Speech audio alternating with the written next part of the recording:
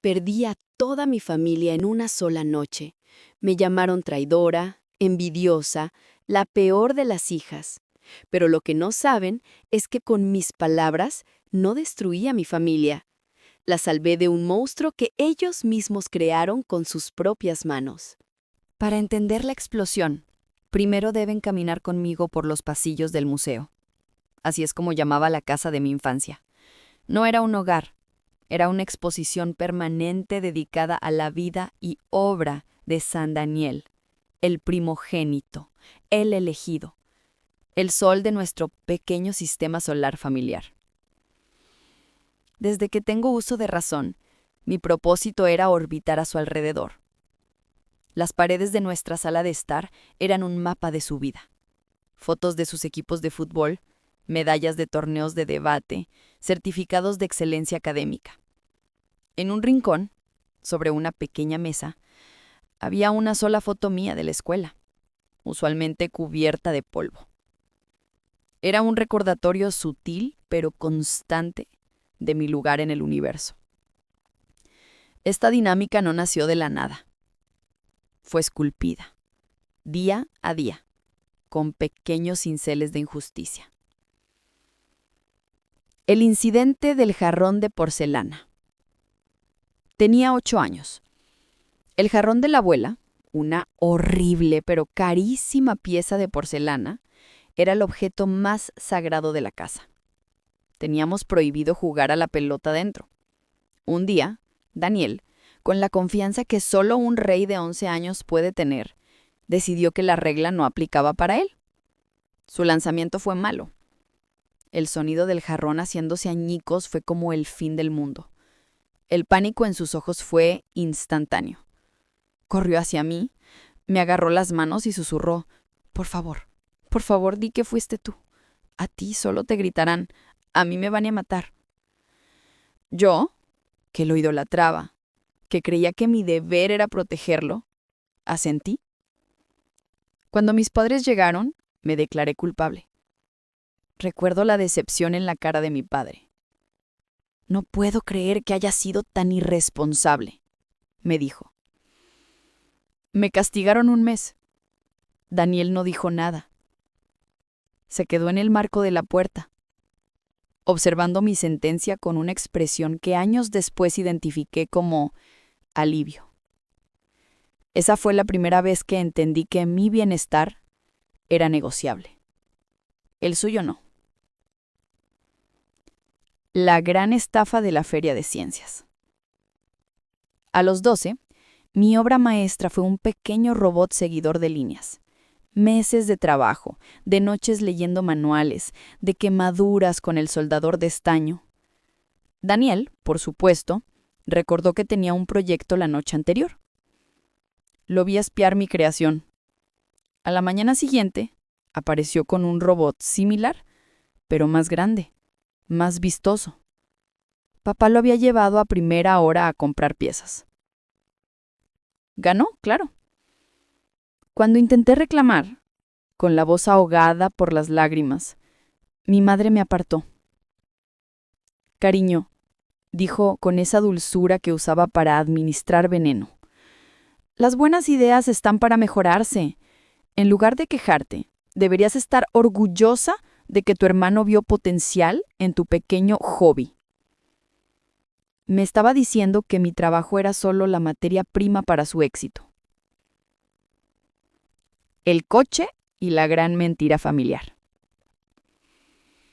La confirmación de que no era solo Daniel, sino todo el sistema, llegó a mis 17. Daniel estrelló el coche que mis padres le acababan de regalar. Volvía de una fiesta a la que se había escapado.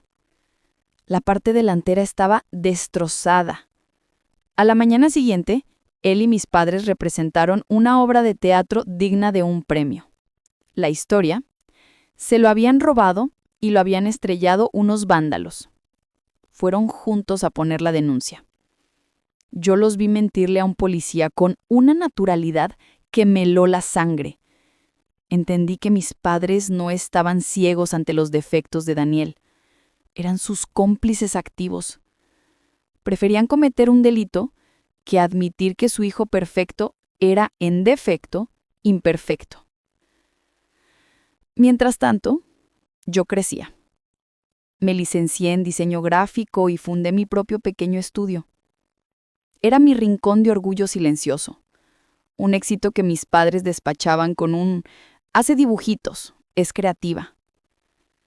Mi vida era un pasatiempo tolerable, mientras la verdadera historia, la de Daniel, se escribía con letras de oro. Mateo fue una bocanada de aire fresco en el aire viciado de mi familia. Lo conocí en la universidad y nos hicimos amigos al instante. Era un genio humilde, un visionario que veía el futuro en patrones de código. Cuando se lo presenté a Daniel, la conexión fue explosiva. Daniel vio en Mateo el cerebro que necesitaba, y Mateo, ingenuamente, vio en Daniel al amigo carismático que lo ayudaría a navegar el mundo. El garaje de nuestra casa se convirtió en su laboratorio. Yo era su testigo silencioso. Les llevaba comida, los escuchaba discutir sobre algoritmos. La pasión era real. La idea era de Mateo, su arquitectura, su alma. Daniel era el embajador, el vendedor de sueños. Y durante un año mágico, pareció que el universo por fin le daría a un chico bueno como Mateo lo que se merecía. La llamada del inversor lo cambió todo. Daniel llegó a casa solo, eufórico. «Lo logramos», dijo. «¿Dónde está Mateo?», pregunté. La sonrisa de Daniel se tensó. «Mateo no tiene la mentalidad para lo que viene. Es demasiado blando». Una semana después, Mateo llamó a mi puerta. Parecía un fantasma. Se sentó en mi sofá y me contó la historia, con la voz vacía de toda emoción. Me mostró los correos. Me explicó los contratos que Daniel le hizo firmar a última hora, aprovechando la euforia del momento. Lo había despojado legalmente de su propia creación, dejándolo con una participación simbólica y sin ningún poder. Luego lo acusó de inestabilidad y lo despidió. Esa noche la cocina de mis padres fue un campo de batalla. Le grité a Daniel, le llamé ladrón, traidor. Por primera vez en mi vida no medí mis palabras. La reacción de mis padres fue la daga final. «No te atrevas a hablarle así», gritó mi padre, interponiéndose. «Los negocios son duros. El débil se queda en el camino. Tu hermano es un ganador». Mi madre añadió, llorando. «Mateo seguro que hizo algo mal. Daniel nunca haría algo así sin una buena razón». Me silenciaron. Me hicieron sentir que mi percepción de la realidad estaba equivocada. Me hicieron sentir culpable por defender a la víctima. Y yo, cobardemente, me rendí. Me callé. Y mi silencio pagó los cimientos del imperio de mi hermano. La llegada de Sofía fue como una película. Era perfecta, demasiado perfecta para mi hermano. Era amable, inteligente, divertida, y venía de una familia que irradiaba calidez y decencia. Me aferré a la esperanza de que ella podría cambiarlo. Nos hicimos amigas, amigas de verdad. Y cada vez que me contaba lo maravilloso que era Daniel, sentía el sabor amargo de mi silencio. Las piezas que no encajaban. La primera vez que oí hablar del nuevo proyecto de Daniel, algo no me cuadró.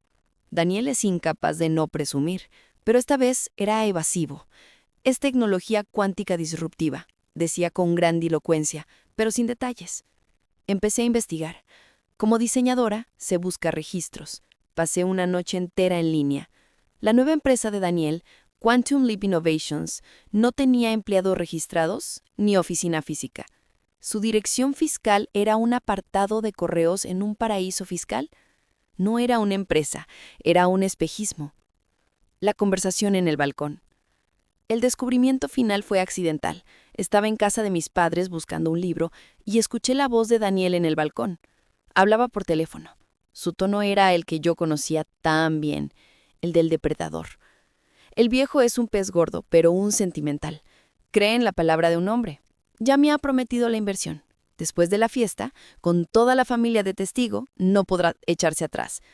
Para cuando sus auditores descubran que el proyecto cuántico es solo una presentación de PowerPoint para desviar fondos, yo ya seré su yerno. Se rió. Será un escándalo, pero nadie manda a la cárcel al marido de su princesita. Quedé paralizada.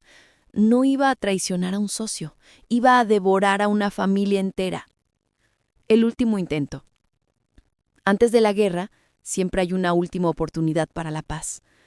Fui a su apartamento. Daniel, le dije, con toda la calma que pude reunir, no lo hagas. Por lo que más quieras, no destruyas a esta gente. Me sirvió un whisky que no pedí. Me miró como si yo fuera un insecto. Hermanita, tú y tu brújula moral. El mundo no funciona así. El mundo es para los que toman lo que quieren. Y yo quiero esto. Se acercó y me susurró al oído. Tú te vas a quedar callada, porque si hablas, me aseguraré de que la palabra inestable será lo primero que la gente piense cuando escuche tu nombre. ¿Entendido? Mi última parada fueron mis padres.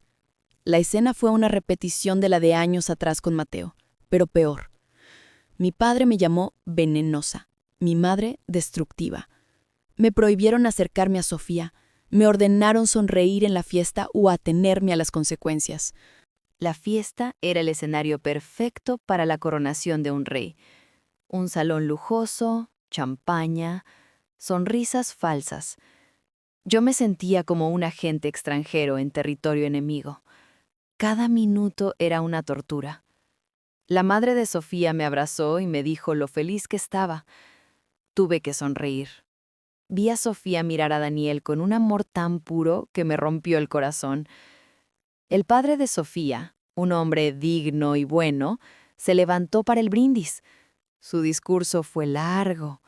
Habló de su hija, de su trabajo, de la importancia de la integridad. Y entonces se dirigió a Daniel. Y en ti, Daniel, veo un reflejo de esos valores. Un hombre de palabra, de visión y de honor. Por eso, no solo te entrego la mano de mi hija, sino mi total confianza. Me enorgullece anunciar que mi familia se convierte en tu principal socio inversor en tu próximo y brillante proyecto.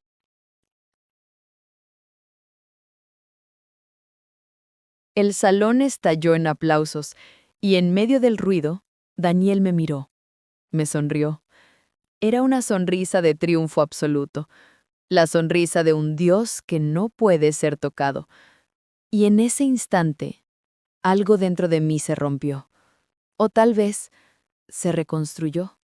Se acabó el miedo, se acabó la culpa, se acabó el silencio. No recuerdo ponerme de pie, solo recuerdo el silencio repentino, la sensación de 200 pares de ojos sobre mí y mi propia voz, sorprendentemente firme. Señor, dije, con el debido respeto, le ruego que no lo haga. Antes de firmar nada, antes de entregar su confianza, por favor, haga una llamada. Miré a mi hermano, cuya sonrisa se había congelado en una mueca de horror. Pregunte por un hombre llamado Mateo. Fue el primer socio de mi hermano. Él podrá contarle todo sobre su visión y su honor. El mundo se detuvo por un segundo. Y luego se hizo pedazos. Ser expulsada de tu propia familia es como que te arranquen la piel. Mi padre me arrostró fuera mientras mi madre intentaba disculparse con los invitados. La puerta se cerró a mi espalda y el sonido selló mi destino. Los días siguientes fueron un vacío. Mi teléfono era un arma silenciosa. Entonces, mi padre llamó. Fue breve. Has elegido tu camino, dijo. Nosotros hemos elegido el nuestro. Tu hermano te perdona, pero nosotros no. No vuelvas a contactarnos. Ni siquiera era su propia decisión. Era la voluntad de Daniel ejecutada a través de ellos. Sofía me llamó una semana después. Nos vimos en un parque. Me contó que su padre, un hombre metódico, había contratado un equipo de investigación forense. En 48 horas tenían todo. La estructura de la empresa fantasma, las deudas de Daniel, las proyecciones financieras falsas y, por supuesto, habían hablado con Mateo. La confrontación con Daniel fue, según Sofía, corta y fría. Él no se defendió, no se disculpó, simplemente la miró y dijo, «Tu padre es un dinosaurio y tú eres una tonta. Acaban de perder el negocio de sus vidas». Perdí a mi familia, mi historia, mi pasado. Pero en las ruinas, algo nuevo empezó a crecer. Mateo me llamó. Nos vimos. Era la primera vez en años que lo veía sonreír de verdad. Me contó que con las pruebas estaba iniciando un proceso legal para reclamar lo que era suyo. No por el dinero, me dijo, sino por la historia, por contar la historia real. Ese día, sentados en esa cafetería, empezamos a hablar de ideas, de un nuevo proyecto, algo nuestro, algo basado en la confianza, una colaboración, no una conquista. Mi vida ahora es más silenciosa. El dolor por la familia que perdí es real. Es una herida que probablemente nunca cicatrice del todo. Pero por primera vez, el aire que respiro es limpio. No está contaminado por secretos ni por mentiras.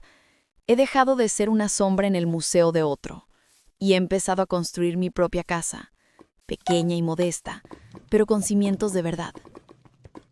Y ahora, después de haberles contado cada detalle, ¿fui yo la mala?